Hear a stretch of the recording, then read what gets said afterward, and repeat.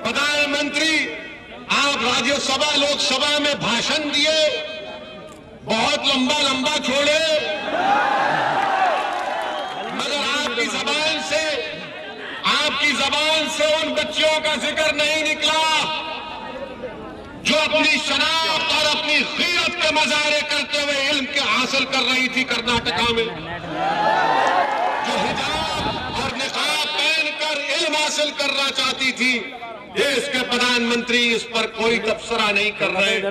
मुझ पर ये समाजवादी के लोग, मुझ पर ये बसपा के लोग और ये बीजेपी के दल्ले कह रहे हैं कि ओवैसी उत्तर प्रदेश के चुनाव में, उत्तर प्रदेश के चुनाव में ओवैसी ने हिजाब को ला लिया। अरे मैं हिजाब तो हटाने आया हूं। किसका हिजाब? जो सपा ने हमारी आंखों पर डाल के रखा, जो बीजेपी डर का निकाब डाल चुकी है, मैं उस डर के निकाब को हटाना चाहता हूं। मगर जो हिजाब और निकाब मेरी बेटी और बहन पहनती है, वो सुबह क़यामत तक पहनती रहेगी।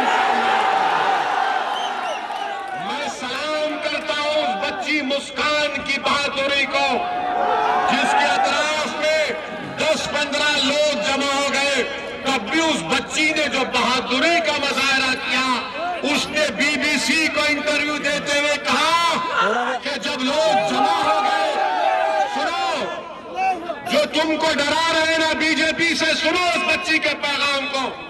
उस बच्ची ने हमको पैगाम दिया, उस मासूम बच्ची ने हमको जिंदगी का मकसद बता दिया। उस बच्ची ने कहा कि जब 20 नौजवान मुझे घेर लिए तो मेरा दिल डरना शुरू किया, तो जब मैं डरती हूं मैं अल्लाह अकबर। अब तुम क्या करोगे?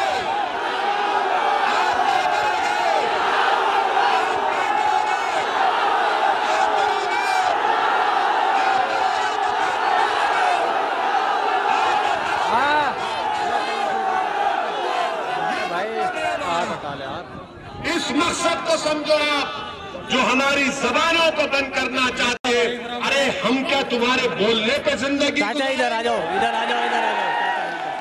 तुमको मेरी दाढ़ी पसंद नहीं है, कोई परवाह नहीं, मैं दाढ़ी छोड़ूंगा। तुमको मेरे सर पर टोपी पसंद नहीं है, मैं टोपी पहनूंगा। तुमको हिजाब पसंद नहीं है, मेरी बेटी पहनेगी इंशाअल्लाह। मैं क्या तुम्हारा गुलाम हूं? मैं क्या तुम्हारा खैदी हूं? मैं क्या तुम्हारे इशारे पर बैठ जाऊंगा? मैं क्या तुम्हारे हुक्म पर नीचे गिर जाऊंगा?